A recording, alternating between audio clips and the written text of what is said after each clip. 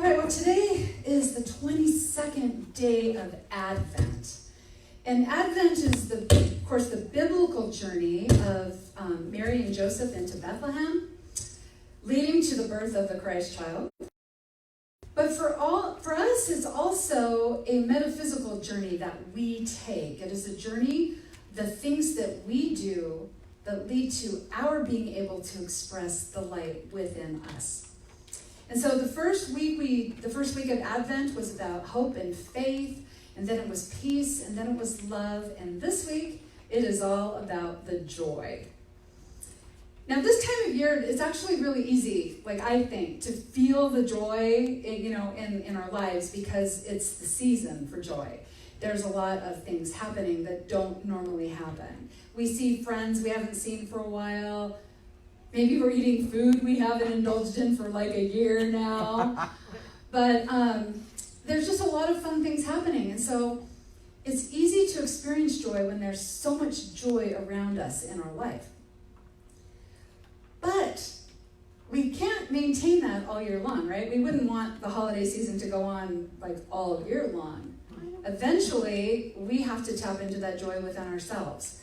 Next August, when it's muggy and we all know that we're going to be walking out of here and we're going to be hit by a wall of heat, even though it's August and we're not having the gatherings, we're not eating the seasonal holiday Christmassy food, even though it will be August and we don't have all of that happening in our lives, we still can create the joy within us. We can still generate that joy.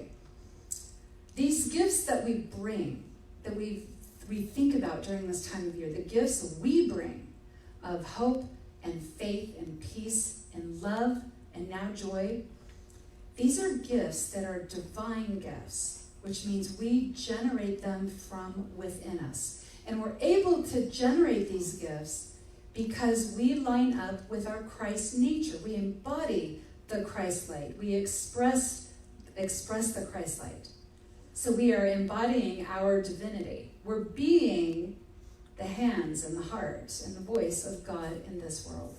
That's how we are able to generate all that. Love, peace, joy, faith, hope, all of this is part of our divine blueprint. So you could say we are designed to generate these things. Charles Fillmore, as in the Daily Word, which I didn't know it was going to be in the Daily Word, that always happens, he said he was describing joy as the happiness of God expressed through his perfect idea, humanity. That joy and gladness are strength-giving, especially if the mind is fixed on the things of spirit. So joy is the expression of the divine through us when we are embodying our divine nature. When we embody the Christ essence, we unleash the beautiful and wild forces within us that flow through us as us, but also change anybody else who they come in contact with, those beautiful and wild forces.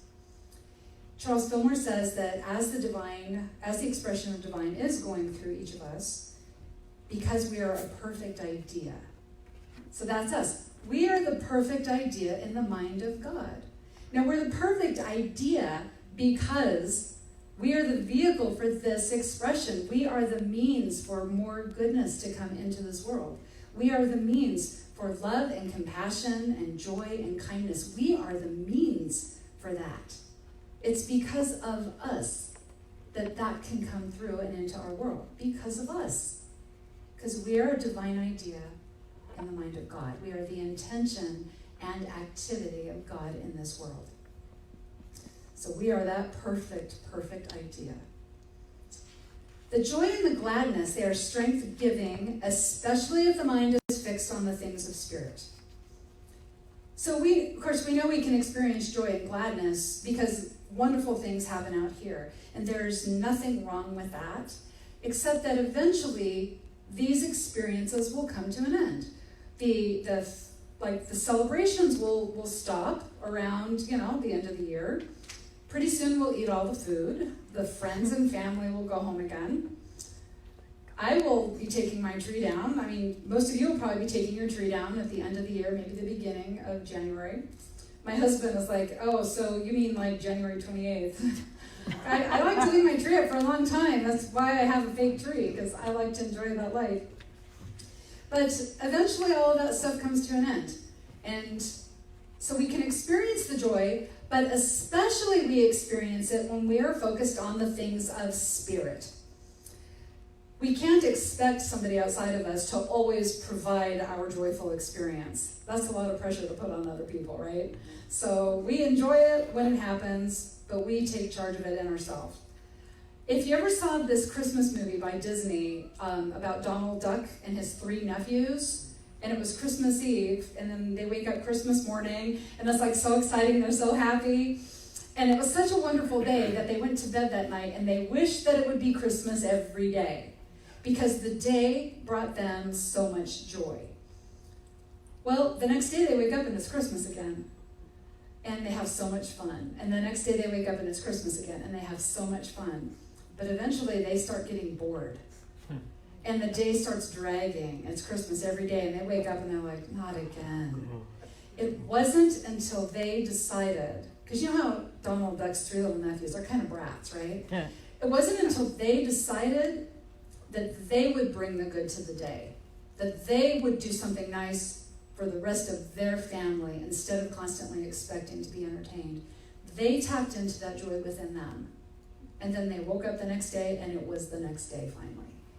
Right? So it is about we tap into it. So when we fix on the things of spirit, okay, when we are focused on the things of spirit, the joy and the gladness pour forth through us.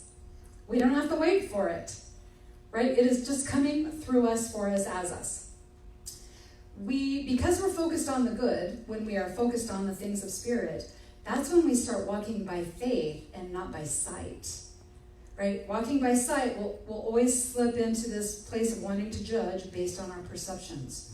But when we are focused on the things of spirit, we generate all of that goodness within us, and it pours forth through us, and we walk by faith. Now, this is one of the powerful things about this journey of Advent. If we just think about our own personal journey of Advent, we are rallying the divine forces within us so that we can express the light. Okay, we're rallying those, we're calling forth those divine forces, because we don't always express the light. Okay, just like, yesterday was the winter solstice, and it was the longest night, the shortest day of the year. So seasonally, there was a lot more dark yesterday than there was light, right? It's kind of just a seasonal thing. But sometimes we also go into a dark season, that our mind will not be fixed on the things of spirit. We look around our lives and we see things out here that bother us. And so then we start thinking about those things all the time. And then pretty soon we're upset about these things. And then we're caught up in the dilemma and in the problem. And we go into our own dark night then and there. So Advent as a metaphysical journey, Advent as a reminder that we have all the divine gifts within us, it guides us back onto that path then to focus on the things of spirit so that we can share our gifts. That is how we share our gifts, and that's the only way we can share our gifts. Emmett Fox, a Christian mystic, said, "The root of all difficulties is a lack of the sense of the presence of God." The lack of the sense of that presence. The presence of God is always there, because God is all things. God's everything that's ever been, everything yet to be. Everything that we see is an expression of God. Okay, everything. Yet, we can forget about this because we're walking by sight and not by faith. And so that is where all of our difficulties start.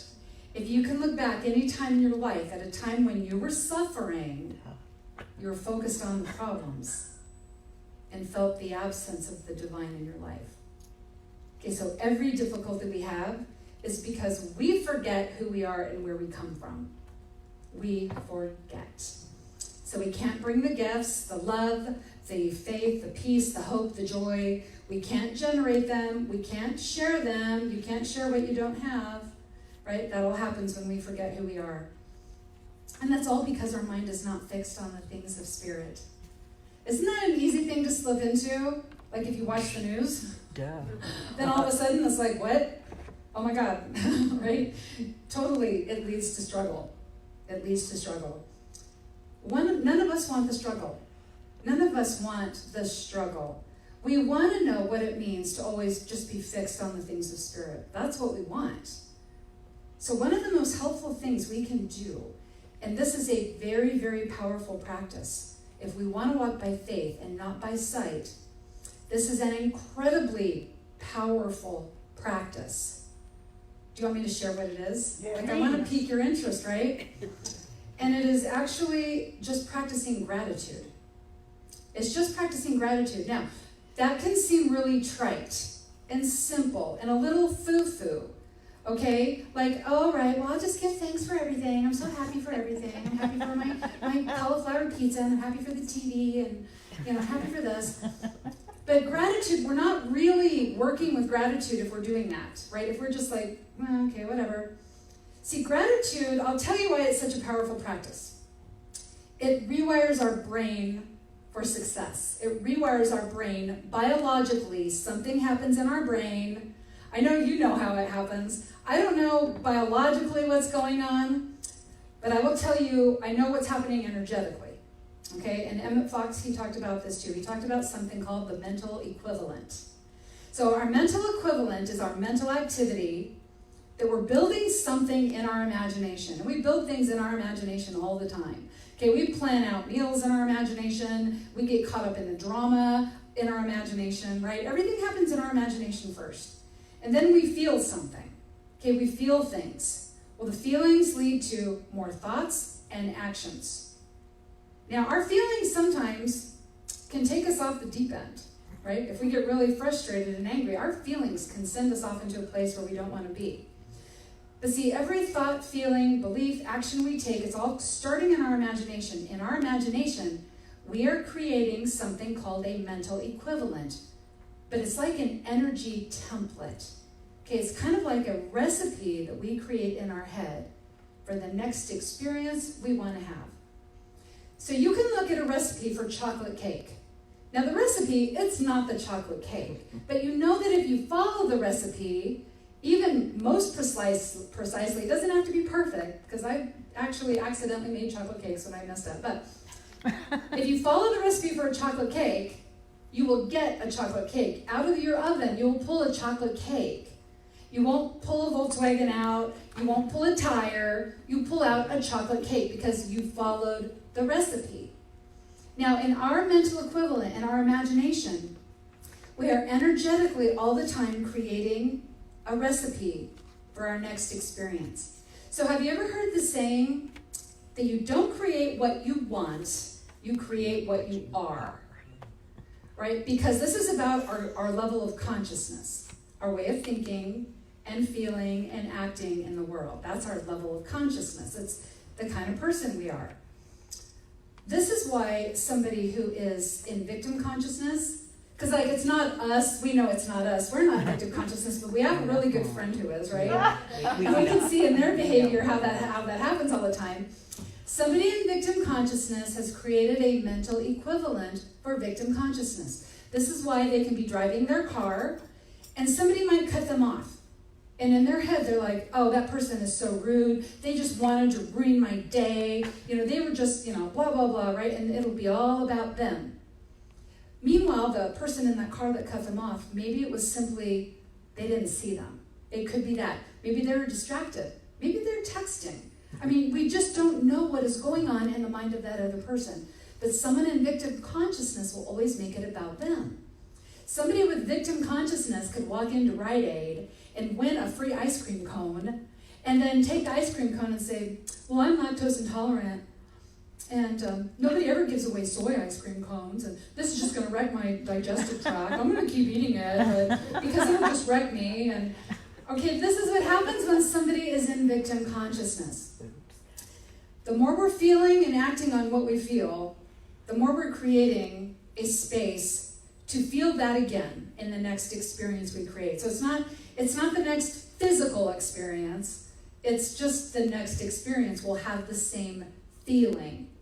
Okay, the same feeling. Okay, so it's why a victim is always a victim, why a martyr is always a martyr, why an optimist is always an optimist, Right? It doesn't have to just be the negative things. We can change our programming to just be naturally optimistic, to naturally ask all the time, well, I wonder how God will unfold through this situation. I wonder how Spirit will show itself. I wonder what this exciting day will bring. Right? We can get into that consciousness too. Because all of that is an energetic template we are creating through our imagination. Okay, we have all done this. We've gotten up in the morning and something happened and we got frustrated. And then everything started going wrong. Okay, we've all done this because we also know that we've had things go wrong and we handled it. We were like, okay. We're like, well, that was silly.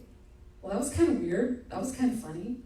We know we handle the hard things in an okay manner too. We know we can do that.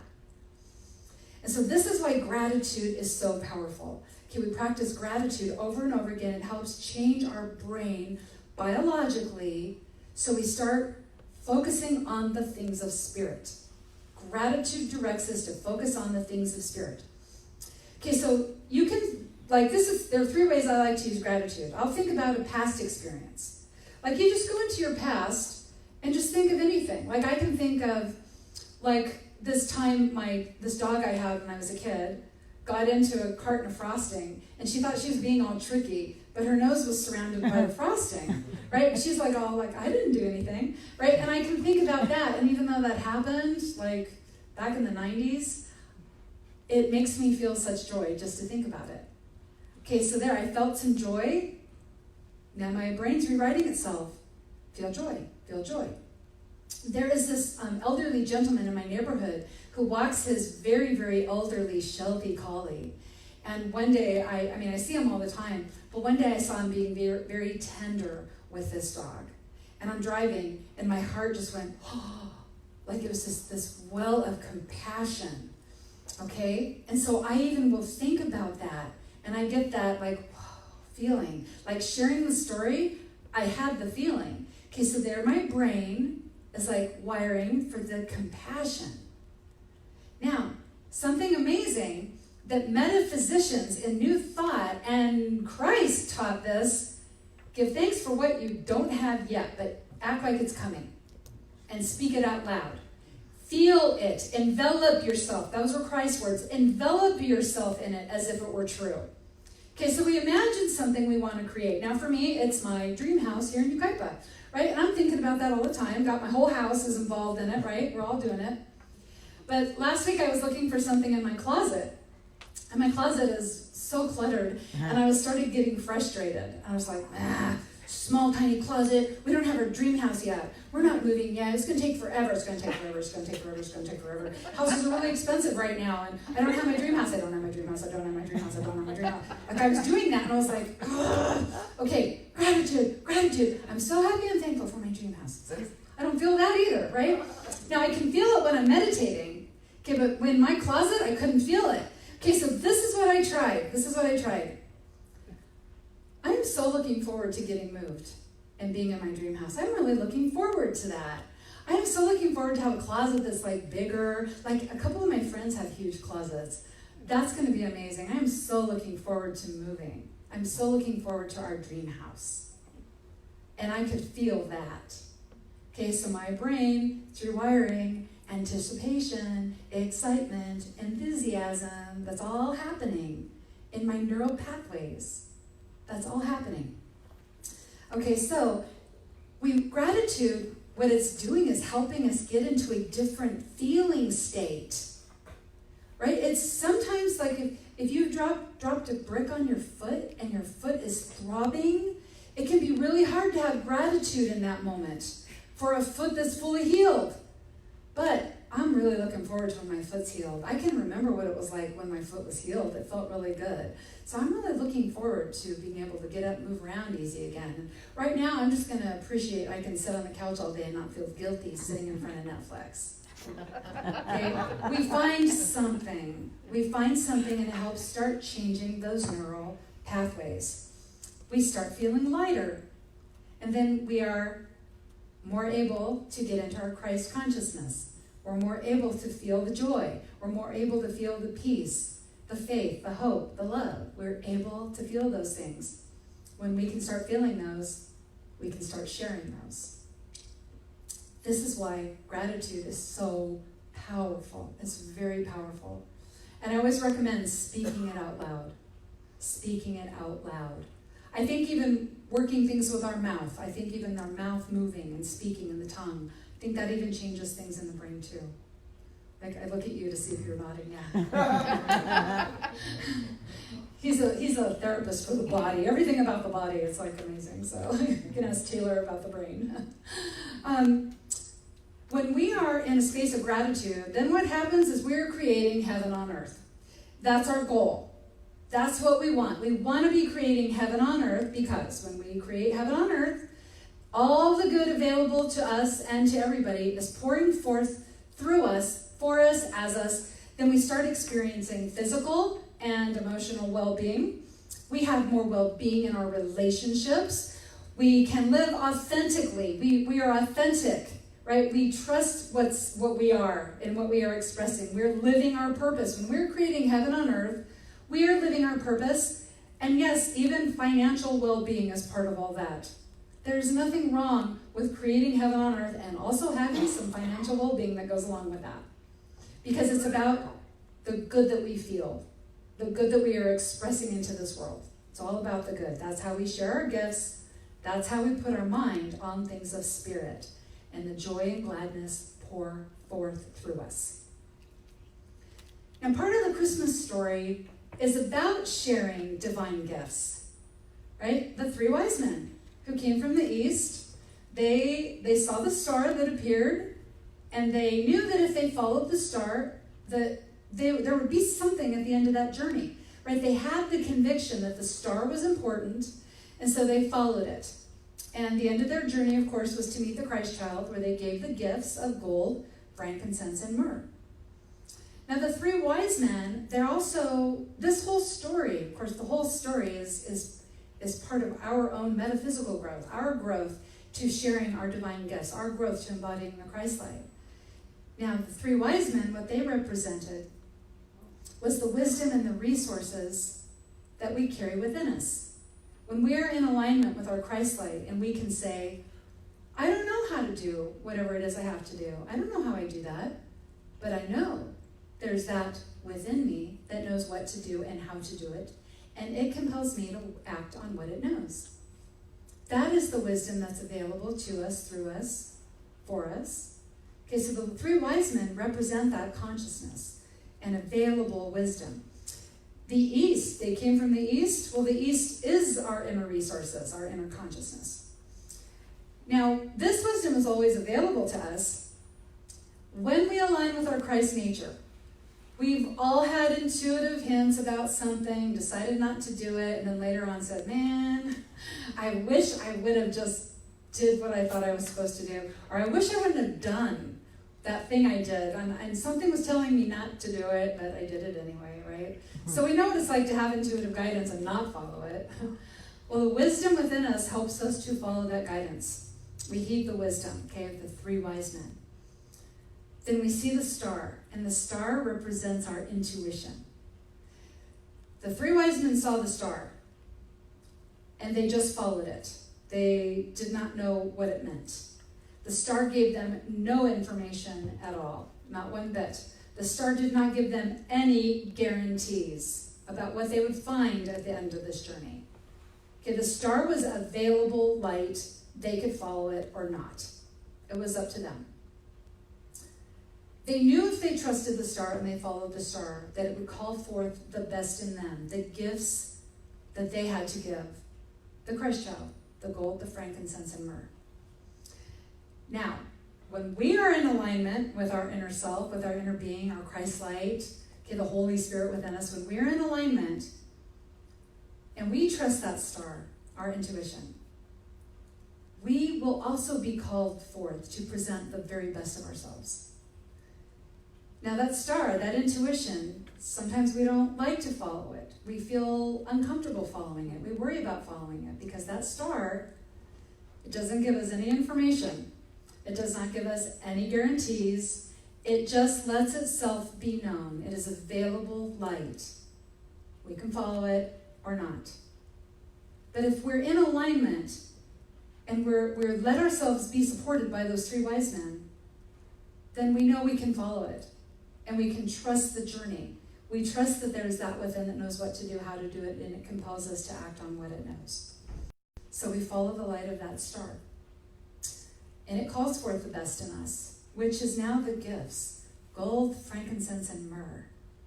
Now these gifts are available through us also. The gold is the riches of spirit made manifest. The gold is our physical expression, our body, right? This brilliant idea in the mind of God, we are the gold.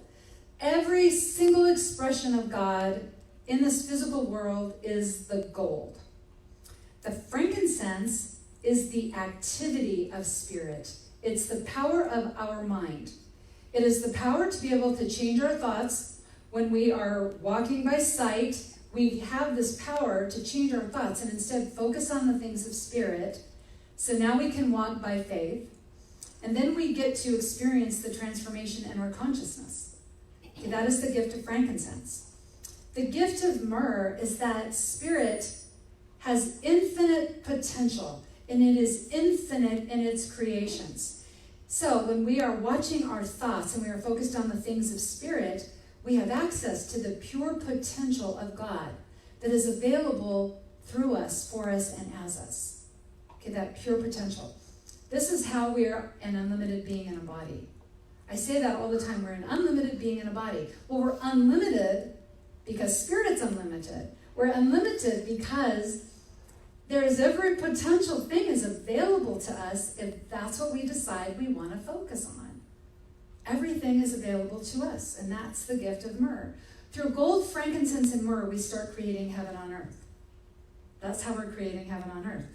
And so these are the gifts we give to the Christ child. The child part of us is the part of us that is open to the Christ consciousness, to the Christ mind. The child part of us is the part that's willing to embrace that, to embody that, to walk in that light, to be our divine nature, right? To be it. Now, as we know, children are playful, right? Now, this is why gratitude is such an amazing thing for us to practice every day, because gratitude can be really, really playful. And so we're just going to do a quick little game here, okay, with our gratitude. I said one of the powerful ways we can work with it is to say, I'm looking forward to. I'm looking forward to. And I want you to think of something you are looking forward to in this year, 2020. What's something you are looking forward to? Are you looking forward to getting your house decluttered? Are you looking forward to a move? Are you looking forward to getting a new car? Are you looking forward to rearranging your living room? I mean, what's something you're looking forward to? And then together, just for fun, we're going to say, I'm so looking forward to, and then out loud say your thing, okay? So let's do it. I'm so looking forward to growing you. Yeah, just, woo, there it goes. Okay, there, you just put it out there. You just put it out there. You can do that in your car all the way home. And when you get home, you're going to feel playful. Like, I guarantee it, because I play this game all the time when I'm in my car. It takes me 20 minutes to get from here to my house. And if I'm alone, the entire time I'm in the car, I'm talking about what I'm looking forward to. Gratitude is helping us to focus on those things of spirit, the greatest good, the joy, the gladness, the peace, the love, the hope, the faith. All of these things pour forth through us. And it is our divine program to allow it to be so. This is not the struggle. This is what we were made for. Okay, we were not made to be in the problem. That's why it feels bad. It's not what we were made for. We were not made to be caught in the judgment, in the criticisms, in the pain, in the suffering. We weren't made for that.